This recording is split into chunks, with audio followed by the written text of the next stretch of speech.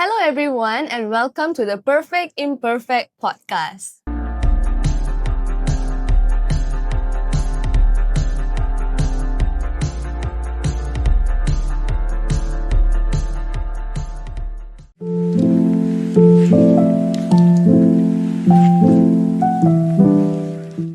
And I'm your host, Kavi. Today, we have a very special guest here today, Miss Yelin. Hi. So, hello, Miss Yelin. Can you please introduce yourself or tell me more about yourself before we start? All right, sure. Hi, I'm Yilin, and I'm the founder of FEM, an all-female community. Yes, so I coming from a dietetic background, but after I graduated, I feel like I have to do something way more different than those like very traditional kind of health sectors. What are they doing? So I started a health and wellness focus all-female community. Yes. Oh, I see. Okay, so your background is in medicine. Yeah, health science, I would Health say. science. I see. Okay. So let's just get started. Sure. What inspired you to start FEM in the first place? Was there like a moment or experience that sparked that idea? I think there wasn't really a specific moment that sparks me want to start this community, but rather what I have been through since young until when I what I experienced when I was during my degree life in my internship in hospital. So like since young, we are always like tend to being affected a lot by what the social media spreading, like all those like very um extreme diet, and also all these kind of body image that's being portrayed in the social media, which affects us as a teenagers, and it causes us to have a lot of misnutrition and also health concepts. Yeah, until when I and then at that time we don't really have a way or platform or someone to ask whether it's correct or not, and no one is there to support us, and we felt for me I felt like I'm very alone that time. Yeah, so I don't know who that I can go and seek for, and who actually are in the same phase like me. And then when I graduate, when I um got like at the phase that I need to choose my degree, that I saw that there's a dietitian course which maybe can sort of like let me learn more about what would be the correct nutrition concept. Yeah. So after I studied for 3 years, the last year was the internship years. Then we intern in different setting like clinical, like hospital or clinics. Then I realized the health conscious in Malaysia is very low, until a sense where they come and see dietitian just to get like a chop, like to just to get a approve from us. Then they can show their doctor, hey, I already see a dietitian, but they never really follow our education, our advice. They just like, yeah, okay, I know everything, just that they don't have the motivation to do it, I would say. I see. Yeah, so that's why I think instead of like educating them, why not we do it together in a community setting which is more fun and engaging. Yeah, so people are more motivated and also empower each other in this community to become the better version of them. I see. Oh, that's very inspiring from something that, because even for me, since my teenage days, it is quite hard to get guidance. And like, if I were to talk to anybody else, they would tell me like, oh, I still feel the same.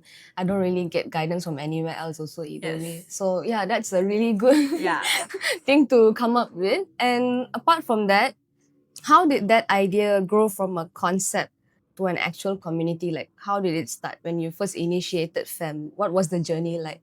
Oh, so how it started is that I started to ask in the social media, see if any ladies want to come out and work out together in like a recreational park. So I was the one that's leading the sessions, like a hit workout or tabata. Then they just need to bring their mat, and then we just gather there every Sunday 8 a.m. at the park, and then we start doing workout together. Oh, Yeah, okay. that was like the very, very first phase of them. Yeah. And then slowly from there it built up. Yeah, More slowly people from start there, coming. more people started to know us because it's kind of like quite interesting to see like an all-female Yeah. club or community. Not really very common in KL or even in Malaysia. So Yes. it started from there. A recreational park. Oh, okay, Yeah. okay. And what challenges did you face early on when building fam, and how did you overcome it? I mean, of course, first is that a lot of people will question, can you actually earn a living for for like running a community? Because in other people's eyes, the community is just like not really how I say, not really. It's like volunteering. Yeah, basis. more like a Yeah. voluntary basis. But for us, my focus is that to build this community as a community brand. So I wish that as like along the journey, more and more people get to know us, and then fam getting their own fam, then we can start to coming out with our own merchandises, and at last is that we can come up with an app that is can incorporate into your lifestyle to give you workout routine, to give you meal prep and nutrition correct nutrition concepts and ideas of how you can prepare your recipes. And also last is like meditations and also journaling in that app. Yeah. So sorry, come back to the question. The biggest challenge is the biggest challenge and how you overcome how them. to sustain my life. I think at first totally it can't sustain my life. And also at first we don't really even charge for a ticket price for anything. So at that time I feel like my service of curating a community or running a community didn't really give values until I can earn something back. So after that, it was a time when my friends started to tell me that actually you are spending so much time in doing this, you are making poster, you are coordinating with different parties, you are devoting your time to this. So all these are actually money. Why not you start charging tickets of them? I think when people sees the value and how you put your heart into curating this community, they will actually willing to pay for your service. So it started from that point. Then I start to sell my activities and events in different ticket prices, and actually people buys it, and they see the value in fam and they want to be part of it, and they are willing to pay for it. Yeah. Okay, yeah. That's amazing. Yeah, you start small, and then I like the idea that you want to eventually build an app. Yeah. And then I think that's really good in the terms of like tailoring your personality needs and whatever that each female or male might need. Male maybe not yet. Sorry. I mean, I'm not really gender biased. No, it's okay. It's open here. So yeah, I think more female need to really tune into themselves because especially at where you live, like Kuala Lumpur or even any other working places generally, it tend to be fast paced, and as women we need to slow down sometimes. In the field of everything moving very fast. So yeah, okay. Next is something more like personal. What does empowerment mean to you personally, and has that definition changed over time? I think it always means like it gives powers to someone to do something. I think this is what empowerment means to me. So yeah, for me, along my life, this journey, a lot of people empower me to do my things, to do what I want, like from my family, from my friends, even from the people very close to me. They always like support me in terms of mentally, emotionally, or even financially. I would say I couldn't really do this if my family if I'm not coming from a financially stable family. Because like if I have the stress of like wanting to earn something from my earn a bread for my family, then I wouldn't really choose to start a community. Yeah. I would It's rather true. go into like getting a full-time Workforce, job, yeah. getting a paid monthly, Mhm. instead of putting my own risk in doing this. We don't know whether it will success or not. Oh, yes, true, true. Yeah. Oh, okay, yeah. Yeah, that's very important actually. Yes. Stability. Okay, okay. If you would go back to the version of yourself who first started fam and now, what would you say to the first version of yourself? I would say don't need to be afraid of doing anything. As long as you think the things that you are doing is good for others and can bring values to others, there's no lose, there's always gain. Even if it ends up didn't really like what you expected, but it's always a gain. Yeah, I mean, yes, you're doing personal development as well. Yes, So yeah. in the end, it's a benefit for you and also the community you Yes. build. Okay. And the next question, what does being a woman mean to you in today's world, especially in the Malaysian context? Oh my god. I think as a woman in Malaysia, I would say in Malaysia there will still be certain percentage of people who still think that women should be the one that is like being the caregiver at home, being the housewife. They have to tolerate all your husband or your boyfriend's emotion and stuff and taking care of them, and then there will be the one that's going out to work and earn something back for home. But there will still be certain percentage of people thinks that women should be independent, so sort of like mixing up together. So I would say women in Malaysia nowadays are more like you have to be the caregiver, at the same time you have to sustain yourself. Yeah, that's two things. Yes. Right. So it's like we have so many different roles in us. Like how can you ask us to sustain ourselves at the same time you want us to take care of the whole family, and then men is just like need to earn something back, then that's it. Yeah. Why we need to take up so many roles? I think, yeah. But I think in some sense, yes, women have to be independent, I think, for this generation, and especially in Malaysia when if in a family only one person is earning, actually it's not enough to cover all the expenses.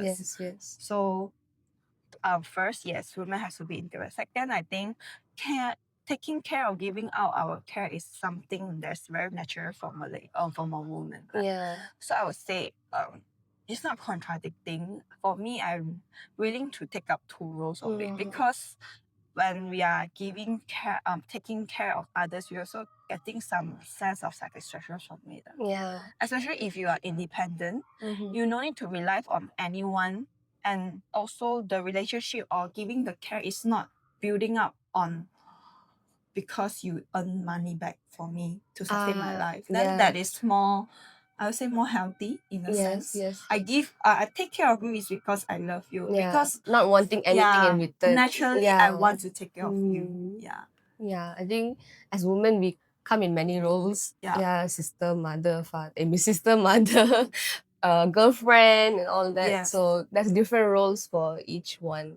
Yeah. So I think as long as you don't feel like you are not being yourself, or you are suffocating from doing all these services from others, or you even realize when you're doing this is actually want to gain something back from them, that it would be not so healthy. Yeah. Unless as long as you are doing what you want willingly to do it so independently, I think it's okay. That's good. Yeah, true. Understand. Okay. So how do you navigate between softness and strength, and do you think one is more accepted than the other? Navigate. Like between, like, when do you want to do more feminine or more masculine? How do you navigate? Okay. Of course, like I will be having two different phases when I'm out like doing business thing, Mhm. dealing with different clients, then that would be a strong side of me. Yes. When I need to have my own stand and need to show them that I have the capability to do the things that they want, then that would be the strong side. Whereas coming back to families and friends or even the members in fam, it will be the soft side of Feminine me. side. Yeah. Okay. Where I want to really put my heart, spend time with them, let them see the true side of me, then it will be the soft side. Yeah, okay. I think it goes the same for me as well, lah, honestly. Yeah. And putting out into serious business, then that's where you have to show a bit more Yes. like strength. Yeah. Okay. Okay. The next is that about women. What's something you wish more women would allow themselves to do, feel, or believe? I think it linked back to how I answer the question just now, like how women have to be independent and be themselves. Yeah, so don't be afraid to pursue your own dream or to pursue the person that you want to be instead of living in others' shadow. Because as we can see, as a woman, we have different people will give us different like advice and perspective and also ask us to behave in a certain way. Yeah. Like why women can only be in a long hair. Yeah. Why women have to wear skirts, and then why your skirt cannot be too short. Yeah. So there's a lot of different Views and perspectives. Yes. So it affects how we perceive ourselves at the same time. Yeah, but I would say now in this generation, women already have our own power and capability to be independent. So don't need to listen to all those. Just listen to yourself. Really listen and settle down and see what you really want to be in the future, and don't be afraid to pursue it. You definitely can go there. Yeah. Yeah, okay. Okay, next is that what role has sisterhood or female friendships played in your own growth? Sisterhood. Okay. Like the I would say all the women in my family are all independent and strong women. Yeah, they're all business owner. They earn the living for themselves, and then they take a good care of their family from their heart. I said, oh, like my mom, my aunties, and this is also, I think, it also sort of inspire me to let me see that I actually also capable of doing the same thing like them. I also want to be independent and capable to take care of the people and friends and family around me. Yeah. Same goes to my sisters. Despite we are not really close, but she is always independent and also really live her own life and shine in it. Yeah. Okay, so It's also how it they inspire me. they empower you through that way. You've Yeah. grown in an environment of independence, Yes, basically. sort of like give me the vision of seeing, hey, actually this is possible. Yeah. Yeah, that's very, very important and inspiring as well. Exactly. Okay, so the next is same topic as well. Why do you think safe spaces are important for women, and how does fem nurture that? Okay, so yeah, in fam we always say that this is a safe space for you to be yourself, to do your things and connect with other ladies. Because in fam it's a community where a lot of strangers, like people don't know each other. You Yeah. come to this space and then you don't expect anyone to have any expectation on you. Yeah, because they don't know you, they don't know what you are doing, they know what is your background. So everyone in this safe space, they can just be themselves. Yeah, this is what I always advocate and want to build in fam, the vibes of being a safe space. Yes. So for safe space, especially for ladies, is also linked back to what I said just now. There's a lot of tags on us. But in this safe space, you can just like tear off those tags and truly be yourself. No one will care about you because we are all ladies. We know what you are struggling. Yeah, we know how many tags are on us, and we know it's so hard to living with all those tags on us. Yeah. So Yeah. in fam, just tear it off. Be yourself. Mhm. You can wear anything you want. There's no one will like Judge "Ew, why you wear like Yeah. that?" Yeah. You can just laugh, just shout, just scream, just be what you want to be in this. Yeah, actually, that's really. I could feel that as well because I attended 2 events already so Yeah. far, and I truly feel inspired after both the events, and meeting new people and linking with them immediately is so amazing. Yeah. Like the connection is just immediate. Yes. Like even though I do not know you, and we can talk on the same basis on something random and Yes. just immediately click. Yeah. So yeah, that's really inspiring and something that's like I'm happy magical. to hear that. Yeah. So like it's really inspiring and magical at the same time. So okay. So next is about yourself. How do you personally take care of your mental and emotional well-being while leading a community? Oh, that one is something that I'm still learning Mm. because like organizing an event and also truly enjoying the event is two different things. So as an organizer, I have some value that I want to bring to the audience, but at the same time, I cannot really fully enjoy the value that I want to bring because I have to think on coordinating everything. Yes. But as a participant, as a member inside, I wish that they can feel the things that I want to portray to them, to bring to them. Yeah. So for me, it's more tiring. Yes. So even though like let's say take an example of the ticket to heart, the event that you attended. I want to say, oh, this is a time for you to slow down and then buy a ticket to enter your own heart to really see what you want to tell yourself after you're spending half the year of 2025. But for me, I can't.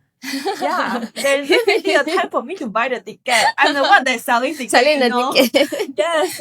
So I was like, I also like told my team that despite I saying that despite like I want to convey this message to the members about this, but I myself as a founder, as a head of everything, I couldn't really do that. Yeah. So for me, the way that how I will try to settle down is towards like I will actually seek for help. Like I will look for counselors to help me to get back to the better state of my mental health. Because actually running event is quite tiring. Yes, it is. It's very tiring. Yeah, and especially my events is actually like piling up. Every week we will have different events and activities. Yes. Yeah, so it's like every events I'm actually oozing out my energy. So how I gaining back is actually sometimes being alone, go to workout, run, do sports to gain back all those energy back. And then when I'm meeting my members, I can give out those positive energy to them. Yes. To make them feel safe and also happy and contented in them. Okay. All right. So we're down to 3 more questions. Okay. So if someone listening right now wants to start their own space or community, what's one thing you want to let them know? You have to know what would be the, I would say, mission and vision or the true value that you want to bring to the community. That one would be the really, really core value. Like for me, it's a safe space to empower each other to become the best version of us. So for you, you have to know what is the core, else you don't know who you will attract. Yeah. It's because this value is strong, then you will attract the people who actually wants this value, want to. Yeah. So that's why you attract the same, like law of attraction. You attract the same frequencies of people to come to the community. So those who are not in the same frequency, they'll leave. Only the same frequency one will stay. And this is how you build up this community. Yes, that's really true. And what advice would you give to young women who feel lost, insecure, or think like they're not enough? First is that please embrace that moment. Everyone will have that phase. Like I myself already been that phase and also still in that phase. I would say I haven't really sought out who I really are. So it's really normal. Don't panic. Just follow the flow. It's okay to lose yourself sometimes, and it's from all different life experience that you only can find who you truly are. So you will never know yourself 100%. Yeah, but rather you can see it from a different perspective. Like you are not losing, you are actually in the journey of finding back yourself. Yeah. Okay. So you won't feel worried or you won't feel anxious when you think of this way. You're actually finding it. The very first step of realizing that you are actually losing yourself is the very first step you are stepping into this journey. Yes. Yeah, that's true. I also like seek for help sometimes, and counseling do help actually. And when they tell me that the same phrase that you just told, then it made me realize, oh yes, I'm actually working on myself even more. Yes. Realizing that you're feeling that way is actually the first step, and it's a valid step. Yes. You should acknowledge that for sure. Okay. Finally, what's your personal reminder or mantra on the tough days? Tough days. I think my mantra always change, but for this phase of my life is that you always gain from losing. Yeah. So every time when we see something that we are losing, like losing someone or losing something, or you fail in something, you always gain from it. Yeah, even though you lose it. So this is a change of perspective which makes you feel more contented with life. Yeah, that's true, because even for myself, like this year maybe seemed that very happening, like a lot of things happening, but I had to go through many things last year to get to where I am right now. I lose people that I love, and then like a lot of friendships broke and things like that. And it made you actually stronger. And then you learn more things along the way. So yeah, that's really important. Because like when you're losing, you actually feel pain, and this pain actually will urge in your mind so deep until you won't forget. Yeah. So that one is also a game. So you know you learn from that lesson or something. Yeah. True. Okay, yeah. So that's a very short and sweet episode for today. So thank you so much again, Miss Yeli. Thank you for having me today. Yes, and I look forward to joining more FEM events. And please do feel free to look into their social media and also join their community. If there will be a banner. Click here to join. If there are ladies, do come and join. Yeah, do join. Take a step back, relax your mind, and meet more confident women around you. You actually do not know how many women are so inspiring around you. So joining a community really helps to open up the perspective. Definitely. So yeah, that's it for today's episode, and I'll see you in the next episode of the Perfect Imperfect podcast. Bye.